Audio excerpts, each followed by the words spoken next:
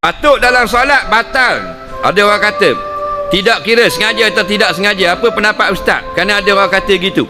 Fas'alu ahla zikri in kuntum la ta'lamun. Allah kata hendaklah kamu tanya ulama kalau kamu tidak tahu. Ulama kata tidak batal sembahyang dengan perkara yang iktirar. Contohnya batuk. Kita terbatuk. Jangan buat-buat batuk. Tengah sembahyang buat gitu. Batuklah. Batal lah. Tapi kalau kita terbatuk tak batal.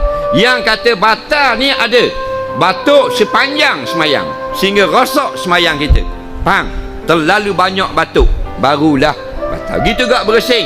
Bersin tak batal semayang. Melainkan bersin penuh 4 rakaat. Hacing, hacing, hacing. Allah hacing, hacing. Itu batal dah lah. Kerana sudah rosak sembahyang.